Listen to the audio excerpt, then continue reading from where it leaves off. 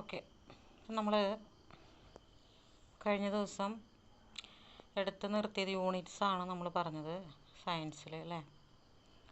യൂണിറ്റ്സിനെ കുറിച്ച് പറഞ്ഞു. യൂണിറ്റ്സ് 2 തരത്തിലുള്ള യൂണിറ്റ്സിനെ കുറിച്ച് നമ്മൾ പറഞ്ഞു.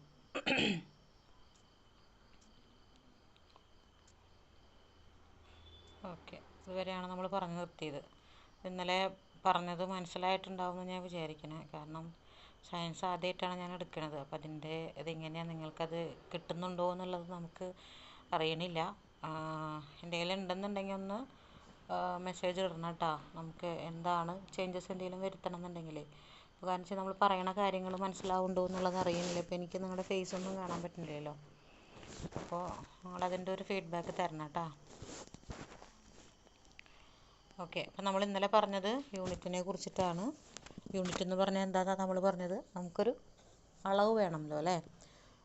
എന്തെങ്കിലും ഒരു കാര്യം ചെയ്യുമ്പോൾ അല്ലെങ്കിൽ എന്തെങ്കിലും ഒരു കാര്യത്തിന് നമുക്കൊരു കാര്യം പറയുമ്പോൾ നമുക്കതിനൊരു അളവിൽ പറയാൻ വേണ്ടിയിട്ടാണ് നമ്മൾ എന്ത് ഉപയോഗിക്കുന്നത്?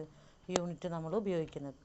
അപ്പോൾ ഈ അളവെന്ന് പറയുന്നത് അപ്പോൾ നമ്മളൊരു അളവെടുക്കുമ്പോൾ ആ അളവെന്ന് പറഞ്ഞു കഴിഞ്ഞാൽ അപ്പോൾ എവിടെ ചെന്നാലും, അതായത് ഈ ലോകത്തിൻ്റെ എവിടെ ചെന്നാലും നമുക്കത് ഒരേ അളവിൽ തന്നെ ചെയ്യാൻ വേണ്ടിയിട്ടാണ്. നമ്മുടെ കാൽക്കുലേഷനും നമ്മുടെ ശാസ്ത്രീയമായിട്ടുള്ള പഠനങ്ങളും കാര്യങ്ങളൊക്കെ ഈസി ആക്കാൻ വേണ്ടിയിട്ടാണ് നമ്മൾ അങ്ങനെ ഒരു സിസ്റ്റം 1960-ലാണ് വന്നതെന്ന് പറയുന്നുണ്ട്. അന്തർദേശീയ തലത്തിൽ, അതായത് ഇൻ്റർനാഷണൽ ലെവലിൽ ESI യൂണിറ്റ് എന്ന് പറയുന്ന ഒരു സിസ്റ്റം നമുക്ക് വന്നത്.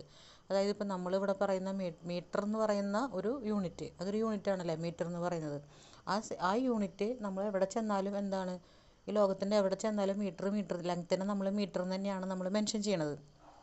അപ്പോൾ ഇതിനാണ് നമുക്ക് ഇപ്പോൾ ഈ കണ്ടുപിടുത്തങ്ങൾ നടത്തുന്നുണ്ട്, ശാസ്ത്രീയമായിട്ടുള്ള പല കാര്യങ്ങളും നടക്കുന്നുണ്ട്. അപ്പോൾ ഇതിനൊക്കെ നമുക്ക് ബേസിക്കായിട്ട് നമുക്ക് എന്തുണ്ട്, കാൽക്കുലേഷൻസ് ഉണ്ട് അല്ലേ, ഇക്വേഷൻസ് ഉണ്ട്, കാൽക്കുലേഷൻസ് ഉണ്ട്. അപ്പോൾ ഇതൊക്കെ നമുക്ക് നടക്കുന്നത് ഒക്കെ ഇതിൻ്റെ എന്താ പറയുക, ഒരു യൂണിറ്റിനെ ബേസ് ചെയ്തിട്ടാണ്. അപ്പോൾ എന്തായാലും ഈ പറയുന്ന ഇപ്പോൾ ന്യൂട്ടൺ, അതുപോലെ തന്നെ ഇപ്പോൾ പാസ്കൽ, കലോറി, ജൂള്, ഇപ്പോൾ മീറ്റർ, ഇപ്പം നമ്മളിപ്പോൾ ഏരിയ പറയുമ്പോൾ M². ഈ M² എന്ന് പറഞ്ഞാൽ ഏരിയ എല്ലായിടത്തും M² തന്നെയാണ് അല്ലേ. അതിന് മാറ്റമൊന്നും വരാൻ പോലില്ല. നമ്മുടെ ലോകത്തിൻ്റെ ഏത് ഭാഗത്ത് പോയാലും M² തന്നെയാണ്. അതിന് ഏരിയ തന്നെയാണ് നമ്മൾ ഉദ്ദേശിക്കുന്നത്. അപ്പോൾ അങ്ങനെ നമുക്ക് കോമൺ ആയിട്ടുള്ള എല്ലാവരും അംഗീകരിക്കപ്പെടുന്ന തരത്തിലൊരു ഒരു അളവ് നമ്മൾ ഉണ്ടാക്കിയിരിക്കുകയാണ്. ആ അളവിനെയാണ് നമ്മൾ എന്ത് പറയുന്നത്, യൂണിറ്റ് എന്ന് പറയുന്നത്. ഇപ്പോൾ ഒരു മീറ്റർ എന്ന് പറഞ്ഞു കഴിഞ്ഞാൽ 100 സെൻറ്റിമീറ്റർ ആണെന്ന് നമുക്കറിയാം. ഇത് എല്ലായിടത്തും ഒരുപോലെയാണ്. ഒരു മീറ്റർ എന്ന് പറഞ്ഞാൽ 100 സെൻറ്റിമീറ്റർ എന്ന് പറയുന്നത് അതാണ് ആ കാൽക്കുലേഷൻ. അത് എല്ലായിടത്തും ഒരുപോലെയാണ്. അതുപോലെ തന്നെയാണ് ഇതിൽ പറഞ്ഞിട്ടുള്ള ഈ യൂണിറ്റുകളും. ഓക്കെ, അപ്പോൾ അതാണ് യൂണിറ്റ് എന്ന് പറഞ്ഞാൽ. നമ്മൾ സ്ഥിരമായിട്ട് നമുക്ക് എല്ലാവരാലും അംഗീകരിക്കപ്പെട്ടിട്ടുള്ള ഒരു അന്തർദേശീയ തലത്തിലുള്ള ഒരു യൂണിറ്റ് നമ്മൾ ഉണ്ടാക്കിയിരിക്കുകയാണ്. ആ യൂണിറ്റുകളാണ് നമ്മളിതിൽ കൊടുത്തിട്ടുള്ളത്. ഏതൊക്കെയാണെന്നുള്ളത് നമ്മൾ ഇന്നലെ പറഞ്ഞതാണ് കേട്ടോ. മാസ്, വെയിറ്റ്, ഇതിനൊക്കെ യൂണിറ്റ്, ഇതൊക്കെ കാണാതെ പഠിക്കേണ്ടതാണ് കേട്ടോ. പരീക്ഷയ്ക്ക് ചോദിക്കുന്നതാണ് ഇതൊക്കെ എല്ലാതും. അപ്പോൾ ഈ യൂണിറ്റുകൾ, പിന്നെ നമ്മൾ പറഞ്ഞു യൂണിറ്റിനെ 2 തരത്തിലാണെന്ന് പറഞ്ഞു. ഏതൊക്കെയാണ്? ഒന്ന് ഫണ്ടമെൻ്റൽ യൂണിറ്റും രണ്ടാമത്തേത് ഡിറൈവ്ഡ് യൂണിറ്റ്സും. അതിൽ ഫണ്ടമെൻ്റൽ യൂണിറ്റ്സാണ് ഇപ്പോൾ നമ്മൾ ഈ പറഞ്ഞ മീറ്റർ, അതുപോലെ തന്നെ സെക്കൻഡ്, ഇതൊക്കെ കിലോഗ്രാം, കെൽവിൻ, ആംബിയർ, അതുപോലെ ഇതൊക്കെ എന്താണ്, ഫണ്ടമെൻ്റൽ യൂണിറ്റ്സുകളാണ്. അതായത് നമുക്കതിൽ എന്താ പറയുക, ആ ഒരു മീറ്റർ എന്ന് പറയുന്ന ആ ഒരു മെഷർമെൻറ്റ് മാത്രം നമ്മളതിൽ കാൽക്കുലേറ്റ് ചെയ്യണം. പക്ഷേ ഡിറൈവ്ഡ് യൂണിറ്റ്സ് എന്ന് പറയുമ്പോൾ ഈ ഫണ്ടമെൻ്റൽ യൂണിറ്റ്സിനെ ബേസ് ചെയ്തിട്ടാണ് നമ്മൾ എന്തുണ്ടാക്കിയിട്ടുള്ളത്, ഡിറൈവ്ഡ് യൂണിറ്റ്സ് നമ്മൾ ഉണ്ടാക്കിയിട്ടുള്ളത്.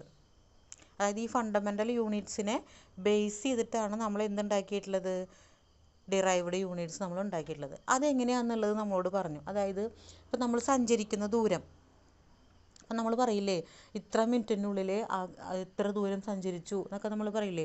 അല്ലെങ്കിൽ ഇത്ര സെക്കൻഡിൻ്റെ ഉള്ളിൽ ഇത്ര മീറ്റർ നമ്മൾ സഞ്ചരിക്കും. നമ്മൾ ട്രെയിനിൻ്റെ വേഗത, സ്പീഡ് പറയുമ്പോൾ നമ്മൾ അങ്ങനെയല്ല പറയുക.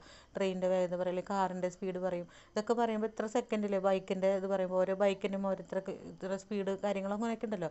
അപ്പോൾ ഇത് നമ്മളത് ആ സ്പീഡ് നമ്മൾ പറയുമ്പോൾ, അല്ലെങ്കിൽ അതിൻ്റെ ആ ഒരു വേഗത നമ്മൾ പറയുമ്പോൾ, അപ്പോൾ ഒരു മീറ്ററിൽ അല്ല ഇത്ര സെക്കൻഡിൽ ഇത്ര ദൂരം സഞ്ചരിച്ചു എന്ന് പറയുമ്പോൾ നമ്മളെങ്ങനെ പറയുക, മീറ്റർ പെർ സെക്കൻഡ് എന്ന് പറയും അല്ലേ. അതായത് ഇത്ര മീറ്റർ സഞ്ചരിക്കാൻ ഇത്ര സമയം എടുത്തു എന്നുള്ളതാണ്. അപ്പോൾ മീറ്റർ പെർ സെക്കൻഡ്, അതായത് നമ്മുടെ ഫണ്ടമെൻ്റൽ യൂണിറ്റ്സിനെ അടിസ്ഥാനമാക്കി അല്ലെങ്കിൽ അതിനെ ബേസ് ചെയ്തിട്ടാണ് നമ്മൾ എന്തുണ്ടാക്കിയിട്ടുള്ളത്, ഡിറൈവ്ഡ് യൂണിറ്റ്സുകൾ നമ്മൾ ചെയ്യുന്നത്. ഇതാണ് ഫണ്ടമെൻ്റൽ യൂണിറ്റും ഡിറൈവ്ഡ് യൂണിറ്റും തമ്മിലുള്ള ഡിഫറൻസ് എന്ന് പറയുന്നത്. അതെന്ന് പറഞ്ഞു കഴിഞ്ഞാൽ അതിൽ നമ്മുടെ യൂണിറ്റ് മാത്രമേ ഉള്ളൂ. പക്ഷേ ഡിറൈവ്ഡ് യൂണിറ്റ് എന്ന് പറയുമ്പോൾ എന്താണ് വരുന്നത്, അതിൽ വേറൊരു യൂണിറ്റും കൂടെ നമുക്കതിൽ ആഡ് ചെയ്തിട്ട് വരും. അതും കൂടി ചേർത്തിട്ടാണ് നമ്മൾ പറയുന്നത്. അപ്പോൾ അതിനൊരു എക്സാമ്പിൾ പറഞ്ഞെന്നുള്ളൂ ഇപ്പോൾ ഞാൻ മീറ്റർ പെർ സെക്കൻഡ് എന്ന് പറയുന്നത്. അതുപോലെ വേറെ ഉണ്ട് നമുക്ക് വരുന്നത്. അപ്പോൾ ഇത് തമ്മിലുള്ള ഡിഫറൻസ് എന്ന് പറയുന്നത്, ഇപ്പോൾ ഞാനൊരു ക്വസ്റ്റ്യൻ പേപ്പറിൽ കണ്ട ചോദ്യം ഇതാണ്, അതായത് ഫണ്ടമെൻ്റൽ യൂണിറ്റും ഡിറൈവ്ഡ് യൂണിറ്റ്സും തമ്മിലുള്ള ഡിഫറൻസ് എന്താണ്. അല്ലെങ്കിൽ ഇത് ചോദിക്കാവുന്നത് എങ്ങനെയാണെന്ന് വെച്ചാൽ ഇതിനെ എക്സ്പ്ലെയിൻ ചെയ്യാൻ പറയും. ഫണ്ടമെൻ്റൽ യൂണിറ്റ്സ് എന്താണ്, ഡിറൈവ്ഡ് യൂണിറ്റ്സ് എന്താണെന്നുള്ളത് നമ്മളോട് എക്സ്പ്ലെയിൻ ചെയ്യാൻ പറയും. അല്ലെങ്കിൽ യൂണിറ്റ് എന്താണ് അതിനെ എക്സ്പ്ലെയിൻ ചെയ്യാൻ പറയും. അപ്പോൾ യൂണിറ്റ് എന്താണെന്നുള്ളത് എഴുതി വയ്ക്കുക. എന്നിട്ട് യൂണിറ്റ് നമ്മൾ രണ്ടായിട്ട് തിരിച്ചിട്ടുണ്ട്, അത് ഫണ്ടമെൻ്റൽ ആൻഡ് ഡിറൈവ്ഡ് യൂണിറ്റ്സ് എന്ന് പറഞ്ഞിട്ട് ഇതെന്താണെന്നും കൂടി നമ്മൾ എക്സ്പ്ലെയിൻ ചെയ്ത് വയ്ക്കുക. അങ്ങനെയാണ് നമ്മളത് എഴുതേണ്ടത്. പിന്നെ നമുക്കിതിൽ ഇതുവരെ നമ്മൾ ഇന്നലെ പറഞ്ഞതാണ്. നമ്മൾ അടുത്തതിൽ പറയുന്നത് വെച്ചാൽ കൺവേർഷൻസ് ആണ്. നമുക്കിതിൽ പറഞ്ഞത് യൂണിറ്റ് കൺവേർഷൻസ്, ടേബിൾസ്, അതിൽ ചില എന്താ പറയുക മെഷർമെൻറ്റ്സുകളൊക്കെ കൊടുത്തിട്ടുണ്ട്. 1 മില്ലിമീറ്റർ എത്ര ലിറ്ററാണ്, സെൻറ്റിമീറ്ററിന് നമ്മൾ ലിറ്ററിലേക്ക്, ഇതിൻ്റെ കുറച്ച് കാൽക്കുലേഷൻസ് വരുന്നുണ്ട്. അപ്പോൾ ഇതിൽ എല്ലാം നമ്മൾ പഠിച്ചില്ലെങ്കിലും ബേസിക് ആയിട്ടുള്ള കുറച്ച് കാര്യങ്ങളൊക്കെ, ക്യൂബിക് ഫീറ്റ്, അതുപോലെ തന്നെ 1 മില്ലിമീറ്റർ എത്ര ലിറ്ററാണ്, സെൻറ്റിമീറ്റർ ഇത് ലിറ്ററിലേക്കാണ് കൺവേർട്ട് ചെയ്തിട്ടുണ്ട്, മില്ലിമീറ്റർ ഇത് ഈ ലെങ്ത്ത് യൂണിറ്റ് കൺവേർഷൻ ഒന്ന് പഠിച്ചു വെച്ചേക്കണം. ലെങ്ത്ത് യൂണിറ്റ് കൺവേർഷൻ, അതായത് 1 മില്ലിമീറ്റർ എന്ന് പറഞ്ഞാൽ എത്ര മീറ്ററാണ്, ഒരു സെൻറ്റിമീറ്റർ എന്ന് പറഞ്ഞാൽ എത്ര മീറ്ററാണ്. ഇത് നമ്മൾ അറിഞ്ഞിരിക്കണം. കാരണം പലർക്കും ഇതിനെക്കുറിച്ച് അറിയില്ല. എന്താണ് മില്ലിമീറ്റർ എന്ന് പറയുമ്പോൾ നമ്മൾ എങ്ങനെയാണ് 1000 കൊണ്ടാണ് നമ്മൾ ഡിവൈഡ് ചെയ്യുക. മറ്റേ സെൻറ്റിമീറ്റർ എന്ന് പറയുമ്പോൾ നമ്മൾ 100 കൊണ്ടാണ് ഡിവൈഡ് ചെയ്യുക. അത് മാത്സ് എടുക്കുമ്പോൾ ഞാൻ പറഞ്ഞുതരാം എങ്ങനെയാണെന്നുള്ളത് കേട്ടോ. അപ്പോൾ ഡെസിമീറ്റർ, ഡെക്കാമീറ്റർ, ഇങ്ങനെ കുറച്ച് അളവുകളൊക്കെ ഉണ്ട് നമുക്ക്. 1 ഇഞ്ച് ഇതൊക്കെ നമുക്ക് അറിയാവുന്ന കാര്യങ്ങളല്ലേ. 2.5 സെൻറ്റിമീറ്റർ, 2.5 എന്നാണ് നമ്മൾ പുറത്ത് പറയുക. പക്ഷേ ഈ കാൽക്കുലേഷൻ ചെയ്യുമ്പോൾ നമ്മൾ 2.54 സെൻറ്റിമീറ്ററാണ് നമ്മൾ എടുക്കുന്നത്. ഒരു ഫൂട്ട് എന്ന് പറഞ്ഞാൽ എത്ര മീറ്ററാണ്, 30 സെൻറ്റിമീറ്ററാണ്. നമ്മൾ ഒരു അടി എന്ന് പറഞ്ഞാൽ 30 സെൻറ്റിമീറ്റർ എന്നല്ലേ നമ്മൾ കാൽക്കുലേറ്റ് ചെയ്യുക നിങ്ങൾ പ്രാക്ടിക്കൽ ബേസ് ചെയ്യുമ്പോൾ. പക്ഷേ 30.48 അതിൻ്റെ റിയൽ ആയിട്ടുള്ള വാല്യൂ എന്ന് പറയുന്നത്. അപ്പോൾ അത് മീറ്ററിലേക്ക് ആക്കുമ്പോൾ എത്രയും 0.3048 എന്നാണ് നമ്മൾ എഴുതുന്നത്. അപ്പോൾ ഇങ്ങനെ ഇതിൽ എല്ലാതും ഇല്ലെങ്കിലും നമ്മൾ യൂസ് ചെയ്യുന്ന നമുക്ക് ആവശ്യമായിട്ട് വരുന്ന ഇതിലത്തെ യൂണിറ്റ്സുകൾ വേണമെങ്കിൽ ഞാനതൊന്ന് നോട്ട് ചെയ്തിട്ട് ഞാൻ നിങ്ങൾക്ക് ഇട്ട് തരാം ഏതൊക്കെയാണ് പഠിക്കേണ്ടതെന്നുള്ളത്. എല്ലാതും പഠിക്കേണ്ട, കാരണം ഇതെല്ലാതും പഠിച്ചാൽ എന്തായാലും നിങ്ങൾക്ക് ഓർമ്മയിൽ നിൽക്കില്ല. അപ്പോൾ അത്യാവശ്യം നമുക്ക് പരീക്ഷയ്ക്ക് ചോദിക്കുന്ന രീതിയിലുള്ള ആ കൺവേർഷൻസ് ഏതൊക്കെയാണെന്നുള്ളത് ഞാൻ നിങ്ങൾക്ക് നോട്ട് ചെയ്തിട്ട് ഇട്ട് തരാം കേട്ടോ. അപ്പോൾ അങ്ങനെ എല്ലാത്തിൻ്റെ കൺവേർഷൻസ് നമുക്ക് ഇതിൽ കൊടുത്തിട്ടുണ്ട്. വോളിയം യൂണിറ്റ് കൺവേർഷനാണ്, അതായത് വ്യാപ്തമാണ് വോളിയം എന്ന് പറഞ്ഞു കഴിഞ്ഞാൽ. ലെങ്ത്ത് യൂണിറ്റ്, നീളത്തിനെ നമ്മൾ എങ്ങനെയാണ് കൺവേർട്ട് ചെയ്യണമെന്നുള്ളത്. അതുപോലെ തന്നെ മാസിനെ നമ്മൾ കൺവേർട്ട് ചെയ്യണത്, ടൈമിൻ്റെ conversion, energy unit conversion, area unit കൺവേർഷനിലാണ് ഈ സ്ക്വയർ ഫീറ്റും അതൊക്കെ വരുന്നത്. Per unit conversion, force, density, viscosity, conversion of temperature. അപ്പോൾ ഇങ്ങനെ കുറച്ച് കൺവേർഷൻസ് നമുക്കിതിൽ പറയുന്നുണ്ട്. ഇതൊക്കെ ഇതിൽ ഞാൻ ഇമ്പോർട്ടൻ്റ് ആയിട്ടുള്ളത് നോട്ട് ചെയ്തിട്ട് നമുക്ക് എല്ലാവരും ഉള്ള സമയത്ത് എടുക്കാം കേട്ടോ. അത് ജസ്റ്റ് അതെങ്ങനെയാണ് കാൽക്കുലേറ്റ് ചെയ്യണമെന്നൊക്കെ ഉള്ളത് എല്ലാവരും ഉള്ള സമയത്ത് നമുക്ക് എടുക്കാം. അതുകൊണ്ടാണ് ഞാൻ ഈ പ്രോബ്ലം മാറ്റി വയ്ക്കുന്നത് കേട്ടോ. എന്നാലും നിങ്ങൾക്ക് പരിചിതമായിട്ടുള്ള കാര്യങ്ങൾ നിങ്ങളതൊന്ന് നോട്ട് ചെയ്ത് വെച്ചിട്ട് നിങ്ങളൊന്ന് പഠിച്ചു വയ്ക്കണം. ബാക്കിയുള്ളത് ഞാൻ നോട്ട് ചെയ്ത് തരാം ഏതാണ് പഠിക്കേണ്ടതെന്നുള്ളത്. ഇനിയിപ്പോൾ അടുത്ത ടോപ്പിക്കിൽ, ഈ ടോപ്പിക്ക് ഞാൻ ഇന്നലെ പറഞ്ഞ് നിർത്തിയ ടോപ്പിക്കാണ്, അതായത് മാസും വെയ്റ്റും. മാസും വെയ്റ്റും തമ്മിലുള്ള ഡിഫറൻസ് ഇന്നലത്തെ ക്ലാസ്സിൽ ഞാൻ പറഞ്ഞിരുന്നു. എന്താണ് അത് തമ്മിലുള്ള ഡിഫറൻസ് എന്ന്. മാസ് എന്ന് പറഞ്ഞാൽ എന്താണ്, വെയ്റ്റ് എന്ന് പറഞ്ഞാൽ എന്താണ്. രണ്ടും എന്താണ്, ഭാരം ആണ് അല്ലേ. മാസ് എന്ന് പറഞ്ഞാലും പിണ്ഡം, നമ്മളെ മലയാളത്തിൽ പിണ്ഡം എന്നാണ് പറയുക, അതും വെയ്റ്റ് തന്നെയാണ്, ഭാരം തന്നെയാണ്. വെയ്റ്റ് എന്ന് പറഞ്ഞാൽ എന്ത് തന്നെയാണ്, ഭാരം തന്നെയാണ്. അപ്പോൾ ഇത് തമ്മിലുള്ള വ്യത്യാസം ഞാൻ ഇന്നലെ നിങ്ങളോട് പറഞ്ഞിരുന്നു. എന്താണ് മാസിൻ്റെ ഭാരവും വെയ്റ്റിൻ്റെ ഭാരവും തമ്മിലുള്ള വ്യത്യാസം എന്ന് പറയുന്നത്. അതായത് മാസിൻ്റെ ഭാരം എന്ന് പറഞ്ഞു കഴിഞ്ഞാൽ നമുക്കതിനെ എങ്ങനെ പറയാൻ പറ്റും. അപ്പോൾ ഇന്നലെ ഞാൻ പറഞ്ഞ പോലെ നമുക്ക് നമ്മുടെ കയ്യിലുള്ളൊരു സഞ്ചിയിൽ ഒരു 5 കിലോ അരിയുണ്ട് അല്ലേ. ഈ 5 കിലോ അരി നമ്മളത് എവിടെ വെച്ചാലും എത്രയാണ്, 5 കിലോ അരി തന്നെയാണ്. അതിന് മാറ്റമൊന്നും വരാൻ പോകുന്നില്ല. 5 കിലോ എന്നുള്ളത് 4.5 കിലോനാവാനോ അല്ലെങ്കിൽ 5.5 കിലോനാവാനോ അതിലെ വെയിറ്റിന് എന്ത് വരില്ല, അതിൻ്റെ അകത്ത് വരുന്ന ആ പിണ്ടത്തിന്, അതിൻ്റെ ആ മാസിന് നമുക്ക് എന്ത് വരുന്നില്ല, ചേഞ്ച് വരുന്നില്ല. അത് എവിടെ വെച്ചാലും എന്താണ്, 5 കിലോ തന്നെയാണ്. അപ്പോൾ അതിൻ്റെ കണ്ടൻറ്റിൻ്റെ, അതിലുള്ള മാറ്ററിൻ്റെ, അതിലുള്ള ആ ഒരു പദാർത്ഥത്തിൻ്റെ അളവാണ് നമ്മൾ എന്ത് പറയുന്നത്, മാസ് എന്ന് പറയുന്നത്. അതിൻ്റെ വെയിറ്റിന്, ഭാരത്തിനെയാണ് നമ്മൾ എന്ത് പറയുന്നത്, എന്താണോ ആ പദാർത്ഥത്തിൻ്റെ ഭാരം അതാണ് നമ്മുടെ മാസ് എന്ന് പറയുന്നത്. ഓക്കെ, അതിനെയാണ് നമ്മൾ മാസ് എന്ന് പറയുന്നത്. ഇനി വെയിറ്റ് എന്ന് പറഞ്ഞു കഴിഞ്ഞാൽ എന്താണ്? വെയിറ്റ് എന്ന് പറയുമ്പോൾ അതിൻ്റെ പ്രത്യേകത പറയണത് എന്താ വെച്ച് കഴിഞ്ഞാൽ, നമ്മൾ പറഞ്ഞിരുന്നു നമ്മുടെ ഭൂമിക്ക് എന്തുണ്ട്? ഗുരുത്വാകർഷണ ബലമുണ്ട്. നമ്മളൊക്കെ ഭൂമിയിൽ ഇങ്ങനെ നിൽക്കുന്നതിൻ്റെ കാരണം എന്താണ്? ഓരോ ഒബ്ജക്റ്റുകളും ഭൂമിയിൽ ഇങ്ങനെ നിൽക്കുന്നതിൻ്റെ കാരണം എന്താണ്? നമുക്ക് ഗുരുത്വാകർഷണ ബലമുണ്ട്, ഗ്രാവിറ്റി ഫോഴ്സ് ഉണ്ട് അല്ലേ? അതുകൊണ്ടാണ് നമ്മളിങ്ങനെ ഭൂമിയിൽ നിൽക്കുന്നത്. ഇല്ലെങ്കിൽ നമ്മൾ എന്ത് ചെയ്യും? ചന്ദ്രനെ പോലെ നമ്മൾ എന്ത് ചെയ്യും? പറന്ന് നടക്കുന്ന ഒരു സിറ്റുവേഷൻ ആണ് അല്ലേ? അപ്പോൾ ഈ ഗുരുത്വാകർഷണ ബലം, അതായത് ഭൂമി നമ്മളെ എവിടേക്ക് താഴേക്ക് പിടിച്ച് വലിക്കുന്ന ഒരു ഫോഴ്സ് ഉണ്ട്, ഒരു ശക്തി ഉണ്ട് അല്ലേ? ആ ഫോഴ്സാണ് ഇതെന്ന് പറയുന്നത് വെയിറ്റ് എന്ന് പറയുന്നത്. ഈ ഗ്രാവിറ്റി ഫോഴ്സ് എന്ന് പറയുന്നത് എല്ലായിടത്തും, ഭൂമിയുടെ എല്ലായിടത്തും ഒരുപോലെയല്ല എന്നാണ് പറയുന്നത്. അത് പല സ്ഥലങ്ങളിലും പല രീതിയിലാണ്.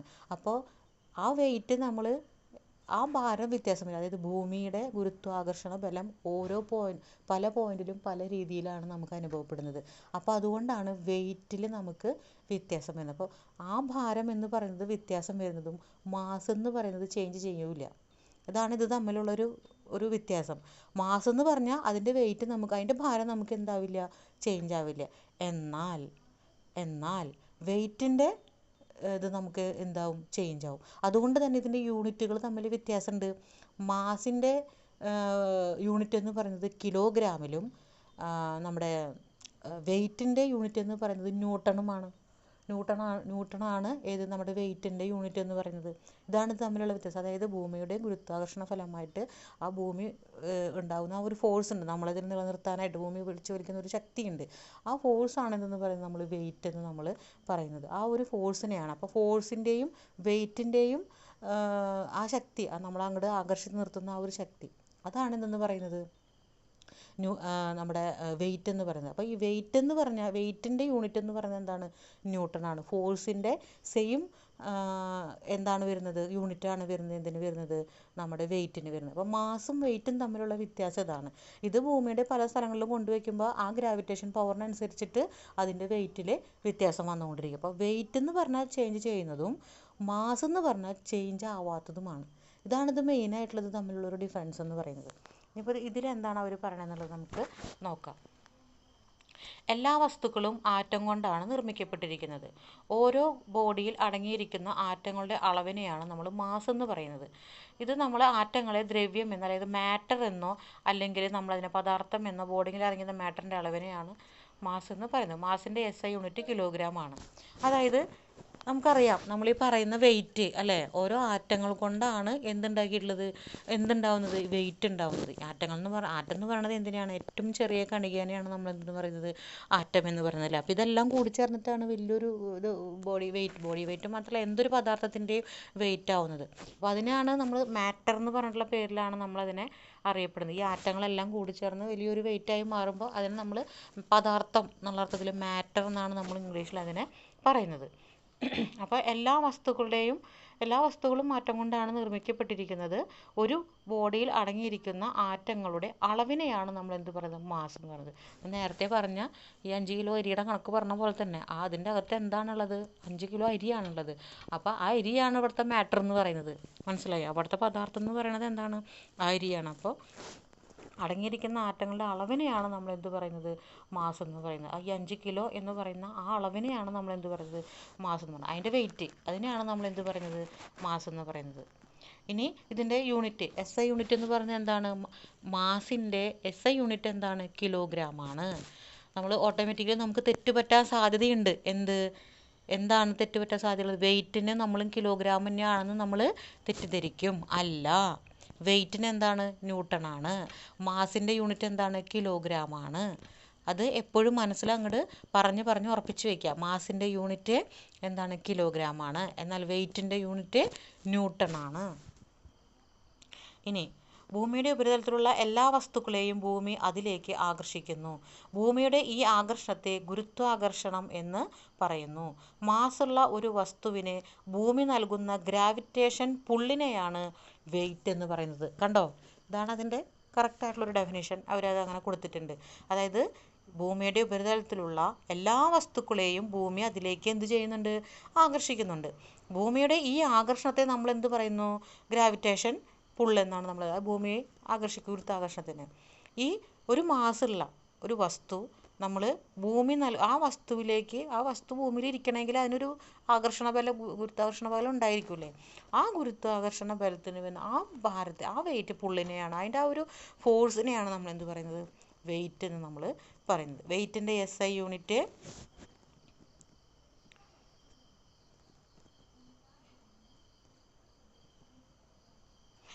Unit kilogram metre per second സ്ക്വയറാണ്. ഇത് 1 ന്യൂട്ടന് തുല്യമാണ്. എന്താ പറയണത്, വെയിറ്റിൻ്റെ SI യൂണിറ്റ് എന്താ, കിലോഗ്രാം പെർ സെക്കൻഡ് സ്ക്വയർ ആണ്. Kilogram per second square. പക്ഷെ അത് എന്തിന് തുല്യമാണ്, 1 ന്യൂട്ടന് തുല്യമാണ്. 1 ന്യൂട്ടന് ആരാ വന്നേ,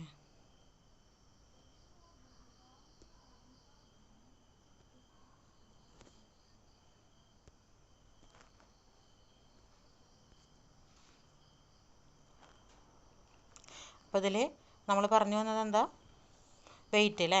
വെയിറ്റിൻ്റെ SI യൂണിറ്റ് എന്ന് പറയുന്നത് എന്താണ്, മീറ്റർ പെർ സെക്കൻഡ് സ്ക്വയർ ആണ്, kilogram metre per second square ആണ്. പക്ഷേ അത് എന്തിനു തുല്യമാണ്, 1 ന്യൂട്ടന് തുല്യമാണ്. അപ്പോൾ ഒരു ന്യൂട്ടൺ എന്ന് പറഞ്ഞാൽ എന്താണ്, 1 കിലോഗ്രാം പെർ മീറ്റർ സ്ക്വയർ ആണ്. അപ്പോൾ ഇത് രണ്ടും 1 ന്യൂട്ടൺ എന്ന് പറഞ്ഞാലും ഈക്വലാണ്.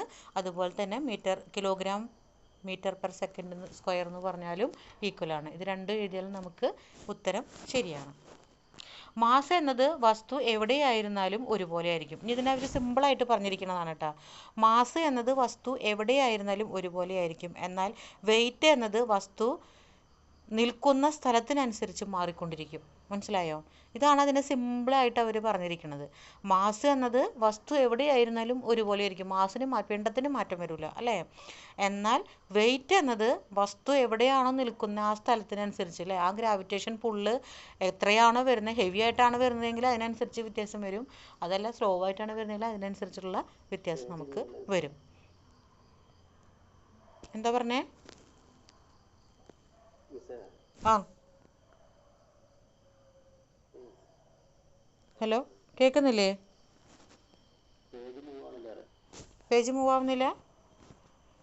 ഞാൻ പേജ് മാറ്റിയിട്ടില്ല, സെയിം പേജ് തന്നെയാണ്. സ്ക്രീൻ മൂവ് ആവണില്ല.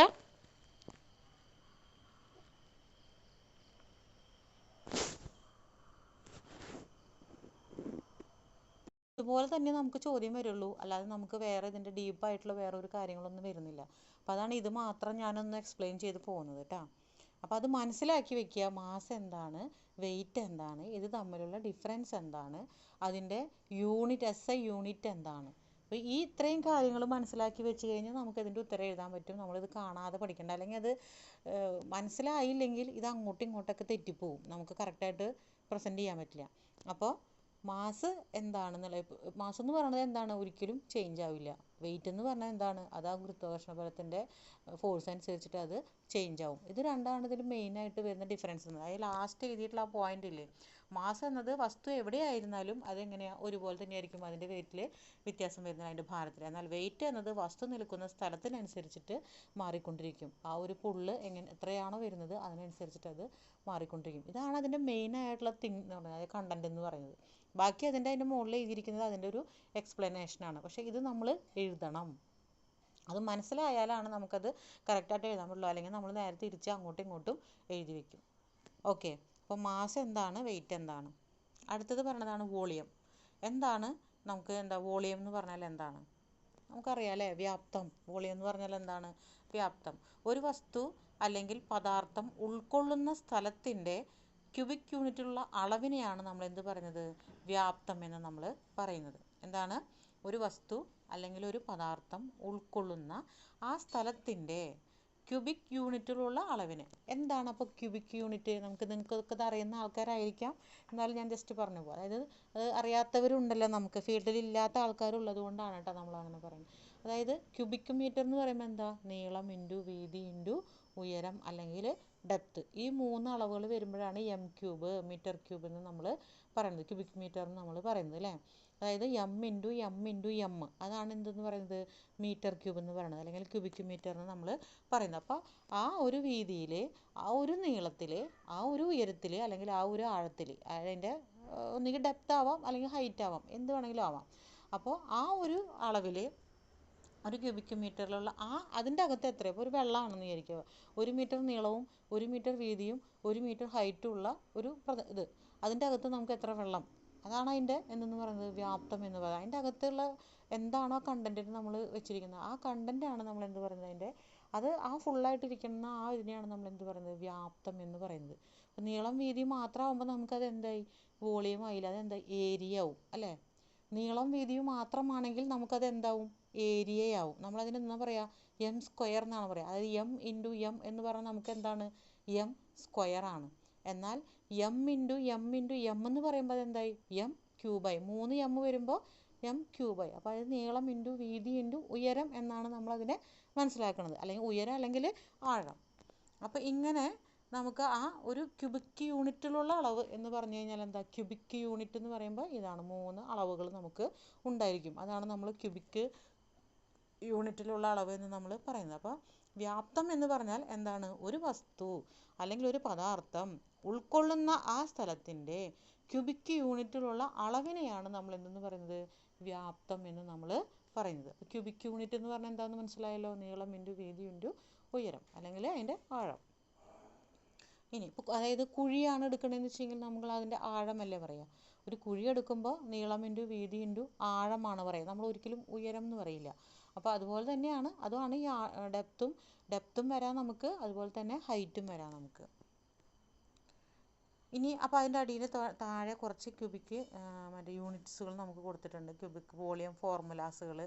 ഒരു റെക്റ്റാങ്കുലർ സോളിഡ് ആണെന്നുണ്ടെങ്കിൽ, അതായത് ഒരു ചതുരത്തിലുള്ള സോളിഡ് ആണെങ്കിൽ നമ്മളതെങ്ങനെ അതിൻ്റെ വോളിയം കാണാം, ക്യൂബോയിഡ്.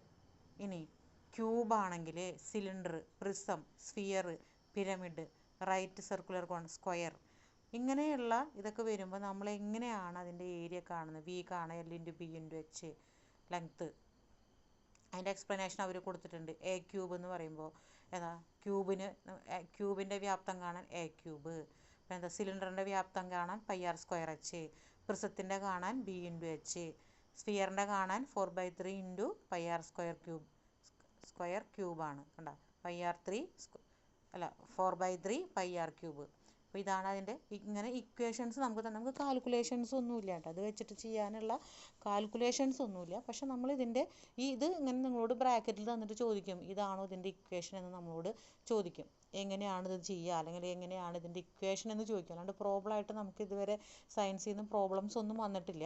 അപ്പോൾ ഈ ഇക്വേഷൻ പഠിച്ചു വയ്ക്കണം. ക്യൂബാണെങ്കിൽ എ ക്യൂബാണ് അതിൻ്റെ, അപ്പോൾ നമുക്ക് ബ്രാക്കറ്റിൽ തരും അതിൻ്റെ വ്യാപ്തം കാണാനുള്ള ഫോർമുല എന്താണ് എ ക്യൂബ്. അപ്പോൾ എ ക്യൂബ് എന്ന് പറഞ്ഞാൽ എയുടെ എക്സ്പ്ലനേഷനാണ് ഇപ്പുറത്ത് എഴുതിയിട്ടുള്ളത്, length of edge or side, അതിൻ്റെ ഒരു ലെങ്ത്ത് അല്ലെങ്കിൽ അതിൻ്റെ ഒരു എഡ്ജ് അല്ലെങ്കിൽ സൈഡ്, ഇതാണ് എ എന്ന് പറഞ്ഞു കഴിഞ്ഞാൽ നമ്മൾ ഉദ്ദേശിക്കുന്നത്. അപ്പോൾ വ്യാപ്തം കാണാനുള്ള ഇക്വേഷൻസ് ആണ് ഇപ്പോൾ ഇതിൽ കാണിച്ചിട്ടുള്ളത്. ഈ ഇക്വേഷൻസ് നിങ്ങൾ പഠിച്ചു വെച്ചിരിക്കണം. അപ്പോൾ ക്യൂബിൻ്റെ, സിലിണ്ടറിൻ്റെ, പ്രിസത്തിൻ്റെയൊക്കെയാണ്, സ്ഫിയർ, ഇതൊക്കെയാണ് സാധാരണ നമുക്ക് ചോദിക്കാറ്. പിരമിഡിൻ്റെ ഒന്നും അങ്ങനെ ചോദിക്കാറില്ല, പക്ഷേ ക്യൂബ് ചോദിക്കാറുണ്ട്, സിലിണ്ടർ ചോദിക്കാറുണ്ട്, പ്രിസം, സ്ഫിയർ. ഇത് 4 വ്യാപ്തം കാണാനുള്ള ഇക്വേഷൻ മാത്രം, ഇത് വെച്ചിട്ട് കണക്കൊന്നും ചെയ്യാനില്ല. അതിൻ്റെ ഇക്വേഷൻസ് നിങ്ങളൊന്ന് വായിച്ച് മനസ്സിലാക്കി വെക്കണം. അപ്പോൾ അതിൻ്റെ എക്സ്പ്ലനേഷൻ അതിൻ്റെ അപ്പുറത്ത് നമുക്ക് തന്നിട്ടുണ്ട്. ഈ ഇക്വേഷൻസിനൊക്കെ നമ്മൾ ഇക്വേഷൻസ് ആയിട്ട് തന്നെ നമുക്ക് പഠിക്കണം, അതാണ് അതിൻ്റെ ഒരു പ്രത്യേകത കേട്ടോ. അതിൽ നമുക്ക് ഷോർട്ട് കട്ടുകളില്ലാന്ന്, ഇക്വേഷൻസ് പഠിക്കാനായിട്ട് നമുക്ക് എന്തില്ല, ഷോർട്ട് കട്ടുകൾ ഇല്ല. പിന്നെയാണ് നമ്മൾ അടുത്തത് പറയുന്നത്, ഇപ്പോൾ വ്യാപ്തം കഴിഞ്ഞാൽ പിന്നെ വരുന്നതാണ് എന്ത്, ഡെൻസിറ്റി, സാന്ദ്രത. ഇതൊക്കെ നമ്മൾ ചെറിയ ക്ലാസ്സിൽ, സയൻസ് ക്ലാസ്സിൽ പഠിച്ചിട്ടുള്ളതൊക്കെയാണ്. ഡെൻസിറ്റി കാണാനുള്ള ഇക്വേഷനാണ് മാസ് ബൈ വോളിയം. ഡെൻസിറ്റി കാണാനുള്ള ഇക്വേഷനാണ് മാസ് ബൈ വോളിയം. മാസ് എന്താണെന്ന് നമ്മൾ പഠിച്ചു, വോളിയം എന്താണെന്ന് നമ്മൾ പഠിച്ചു. ഒരു യൂണിറ്റ് വ്യാപ്തം പദാർത്ഥത്തിൻ്റെ മാസ് ആണ് എന്ത്, ഡെൻസിറ്റി എന്ന് പറയുന്നത്. ഒരു യൂണിറ്റ് വ്യാപ്തം പദാർത്ഥത്തിൻ്റെ മാസാണ് എന്തെന്ന് പറയുന്നത്, ഡെൻസിറ്റി എന്ന് പറയുന്നത്. ഡി അല്ലെങ്കിൽ നമ്മളതിനെ റോ ഉപയോഗിച്ചിട്ടാണ് ഡെൻസിറ്റി. ഇതിൽ ഈ ഒരു സിമ്പൽ കണ്ടോ നിങ്ങൾ, പി പോലെ ഒരു സിമ്പിൾ കൊടുത്തിട്ടുണ്ട്. RH റോ എന്നാണ് നമ്മൾ ഈ സിമ്പിളിനെ പറയുന്നത്. RH എന്ന് അതായത് ഒരു ഗ്രീക്ക് പദമാണ് റോ. നമ്മൾ ഈ ഡെൻസിറ്റീനെ സൂചിപ്പിക്കാൻ വേണ്ടിയിട്ട് നമ്മൾ ഉപയോഗിക്കുന്ന സിമ്പിളാണ് ഈ പി പോലെ കാണിച്ചിട്ടുള്ളത്. ഈ സിമ്പിളിനെ നമ്മൾ പറയുന്ന പേരാണ് റോ എന്നാണ് നമ്മളതിനെ സൂചിപ്പിക്കുന്നത്. അപ്പോൾ ഡെൻസിറ്റി കാണാനുള്ള ഇക്വേഷൻ എന്താണ്? മാസ് ബൈ വോളിയം ആണ് ഡെൻസിറ്റി കാണാനുള്ള ഇക്വേഷൻ എന്ന് പറയുന്നത്. ഇപ്പോൾ എന്താണ് ഡെൻസിറ്റി എന്ന് പറഞ്ഞാൽ? സാന്ദ്രത എന്ന് പറയുന്നത് അത് ഉൾക്കൊള്ളുക എന്നുള്ളതാണ്. നമ്മൾ എന്തൊരു ജനസാന്ദ്രത എന്നൊക്കെ നമ്മൾ പറയില്ലേ, എന്തോരം ജനക്കൂട്ടം, ജനസാന്ദ്രത എന്നൊക്കെ നമ്മൾ പറയില്ലേ, ആ സാന്ദ്രത എന്ന് പറയുന്നത് അതായത് ഒരു യൂണിറ്റ് വ്യാപ്തം പദാർത്ഥത്തിൻ്റെ വ്യാസ്. നമുക്കറിയാം ഒരു യൂണിറ്റ് വ്യാപ്തം എന്ന് പറഞ്ഞു കഴിഞ്ഞാൽ ഇപ്പോൾ ഒരു യൂണിറ്റ് 1 മീറ്റർ വീതി, 1 മീറ്റർ നീളം, 1 മീറ്റർ ഉയരം, അതിലടങ്ങിയിട്ടുള്ള ആ പദാർത്ഥത്തിൻ്റെ മാസ്. അത് എന്ത് പദാർത്ഥം വേണമെങ്കിലും ആവാം. ഇപ്പോൾ നേരത്തെ പറഞ്ഞ പോലെ വെള്ളം ആവാം, വേറെ എന്ത് പദാർത്ഥം വേണമെന്നുണ്ടെങ്കിൽ നമുക്ക് ആവാം. അതിൻ്റെ ആ മാസിനെയാണ് നമ്മൾ എന്ത് പറയുന്നത്? ഡെൻസിറ്റി എന്ന് പറയുന്നത്. അപ്പോൾ ഈ മാസും വ്യാപ്തവും തമ്മിൽ ഇതിന് വല്ലാത്തൊരു ബന്ധമുണ്ട് അല്ലേ? ആ മാസും വ്യാപ്തം തമ്മിൽ ഡെൻസിറ്റിക്ക് ബന്ധമുണ്ട്. ഒരു പാത്രം, നമ്മുടെ കയ്യിലൊരു പാത്രമുണ്ട്. ആ പാത്രത്തിനകത്ത് നമ്മൾ കുറച്ച് വെള്ളം ഒഴിക്കണം. ഒരു കുപ്പി, ഒരു ലിറ്ററിൻ്റെ കുപ്പി. ആ കുപ്പിയിൽ നമ്മൾ എന്ത് ഒഴിക്കുകയാണ്? ആ വെള്ളത്തിൻ്റെ അളവ് എത്ര? 1 ലിറ്ററാണ് അല്ലേ? അപ്പോൾ എന്താണ് ആ വെയിറ്റ് എന്ന് പറയുന്നതാണ് നമ്മുടെ മാസ്. ആ 1 ലിറ്റർ വെള്ളത്തിൻ്റെ വെയിറ്റാണ് നമ്മുടെ ഭാരമാണ് നമ്മുടെ മാസ് എന്ന് പറയുന്നത്. അതിൻ്റെ അകത്ത് ഉൾക്കൊണ്ടിരിക്കുന്ന വെള്ളമാണ് നമ്മുടെ വ്യാപ്തം എന്ന് പറയുന്നത്. അപ്പോൾ ഇത് രണ്ടും കൂടി ചേർന്നതാണ് എന്തെന്ന് പറയുന്നത്? സാന്ദ്രത എന്ന് പറയുന്നത്. അതായത് മാസ് ബൈ വോളിയം ആണ് നമ്മൾ ഡെൻസിറ്റി എന്ന് നമ്മൾ പറയുന്നത്. അപ്പം അതിനെ സൂചിപ്പിക്കാനായിട്ട് ഉപയോഗിക്കുന്നതാണ് ഈ ഒരു സിമ്പലാണ്. പി പോലെ കാണുന്ന സിമ്പലാണ് നമ്മൾ അതിന് വേണ്ടി ഉപയോഗിക്കുന്നത്. അതിന് നമ്മൾ പറയുന്നത് റോ എന്നാണ്. RH എന്ന് ഉദ്ദേശിക്കുന്നത് റോ എന്ന്. അതൊരു ഗ്രീക്ക് പദമാണ്. ഇനി അതിൻ്റെ യൂണിറ്റ്, ഡെൻസിറ്റിയുടെ യൂണിറ്റ് പറയുന്നുണ്ട്. Unit of mass per unit of volume, kilogram per m³. Unit of mass per unit of volume എന്നാണ് പറയുന്നത്. അതായത് കിലോഗ്രാം പെർ, മാസിൻ്റെ യൂണിറ്റ് എന്താ? കിലോഗ്രാം. വോളിയത്തിൻ്റെ യൂണിറ്റ് എന്താണ്? m³. അപ്പോൾ കിലോഗ്രാം പെർ m³ ആണ് എന്തിൻ്റെ? ഡെൻസിറ്റിയുടെ യൂണിറ്റ് എന്ന് പറയുന്നത്. അതായത് നമുക്കിതിൽ മാസും ഉണ്ട് വോളിയം ഉണ്ട് അല്ലേ? അപ്പോൾ unit of mass per unit of volume. അതായത് യൂണിറ്റ് ഓഫ് മാസിൻ്റെ യൂണിറ്റ് എന്താണ്? കിലോഗ്രാം ആണ്. വോളിയത്തിൻ്റെ യൂണിറ്റ് എന്താണ്? m³ ആണ്. അപ്പോൾ ഇത് 2 കിലോഗ്രാം പെർ m³ ആണ് നമ്മുടെ ഡെൻസിറ്റിയുടെ എന്തെന്ന് പറയുന്നത്? യൂണിറ്റ് എന്ന് നമ്മൾ പറയുന്നത്. അപ്പോൾ ഡെൻസിറ്റി എന്ന് പറഞ്ഞാൽ മാസും വ്യാപ്തം എന്താണെന്ന് മനസ്സിലാക്കി കഴിഞ്ഞാൽ നമുക്ക് ഡെൻസിറ്റി എന്താണെന്നുള്ളത് പറയാൻ പറ്റും. ഈസി ആയിട്ട് നമുക്ക് മനസ്സിലാക്കാൻ പറ്റും. അപ്പോൾ ഇതൊക്കെ ഒന്ന് നിങ്ങളൊന്ന് വായിച്ച് നോക്കി മനസ്സിലാക്കി വെക്കുക. അത് കാണാതെ പഠിച്ചു കഴിഞ്ഞാൽ അതൊക്കെ മറന്നു പോട്ടാ. ഇപ്പോൾ ഈ പറയുന്ന ഒരു എക്സാമ്പിളുകൾ നിങ്ങൾ തന്നെ ആ ഒരു എക്സാമ്പിൾ ഇതാക്കിയിട്ട് അങ്ങനെ നിങ്ങൾക്ക് എങ്ങനെയാണോ അത് സ്റ്റോർ ചെയ്യാൻ പറ്റുന്നത് ആ രീതിയിൽ സ്റ്റോർ ചെയ്ത് വെക്കണം. അതായത് ഇത് കാണാതെ പഠിച്ചു കഴിഞ്ഞാൽ അങ്ങോട്ടും ഇങ്ങോട്ടും മാസും വെയിറ്റും ഈ ഡെൻസിറ്റി വ്യാപ്തം ഇതൊക്കെ ലെങ്ത്ത് ഇതൊക്കെ അങ്ങോട്ടും ഇങ്ങോട്ടും തെറ്റിപ്പോവും. അപ്പോൾ അതെന്താണ് എന്ന് മനസ്സിലാക്കിയിട്ട് നമ്മളിത് ഓർത്ത് വെച്ച് കഴിഞ്ഞാൽ പിന്നെ നമുക്കത് ഇതിൻ്റെ ഇടയിൽ നിന്ന് മറ്റേത് എന്താ വെച്ച് കഴിഞ്ഞാൽ ഇതിൻ്റെ ഇടയിൽ നിന്ന് ഒരു വേർഡ് പോയി കഴിഞ്ഞാൽ കയ്യിൽ നിന്നൊക്കെ പോവും. അങ്ങനെ ഇല്ലാതെ മാസ് എന്താണ്, വെയിറ്റ് എന്താണ്, വ്യാപ്തം എന്താണ്, ഡെൻസിറ്റി എന്താണ്, അപ്പോൾ ഇത് ആ സംഭവം എന്താണെന്നുള്ളത് നമ്മൾ മനസ്സിലാക്കിയിട്ട് അത് ഓർത്ത് വയ്ക്കുക. അപ്പോൾ പിന്നെ അത് മറക്കില്ല. നമുക്ക് പരീക്ഷയ്ക്ക് ഈസി ആയിട്ട് അത് എഴുതാനും പറ്റും. നമ്മൾ ചെറിയ ക്ലാസ്സിൽ പഠിച്ചിട്ടുള്ളതാണ് അതൊക്കെ. അപ്പോൾ എന്താ പറയുക, ഇച്ചിരി കാലമായതുകൊണ്ടുള്ളൊരു ബുദ്ധിമുട്ടുണ്ടാവുന്നുള്ളൂ. അപ്പോൾ ഇത്രയും കാര്യങ്ങളാണ് ഇപ്പോൾ ഇന്ന് എടുത്തത്. മാസ്, വെയിറ്റ്, വ്യാപ്തം, ഡെൻസിറ്റി. ഈ നോട്ട് കയ്യിലുള്ളവരുണ്ടെങ്കിൽ അതൊന്ന് വായിച്ച് നോക്കുക. ഇല്ലാത്തവർക്ക് ഞാൻ PDF ഇട്ടതുണ്ട്. നിങ്ങൾ പ്രിൻ്റ് എടുക്കണമെങ്കിൽ പ്രിൻ്റ് എടുക്കുക. ക്ലിയർ ആവുമെന്ന് എനിക്കറിയില്ല. എടുക്കണമെന്നുണ്ടെങ്കിൽ എടുത്ത് നോക്കാം. എങ്ങനെയാ വെച്ചെങ്കിൽ ചെയ്യാം കേട്ടോ. കാരണം നമുക്ക് ഈ ബുക്കിലുള്ളത് മാത്രം പഠിച്ചാൽ മതി പരീക്ഷയ്ക്ക്. അതിൽ നിന്നുള്ളത് തന്നെ നമുക്ക്, കാരണം KGC സിലബസ് പ്രകാരം തയ്യാറാക്കിയിട്ടുള്ള ബുക്കാണ്.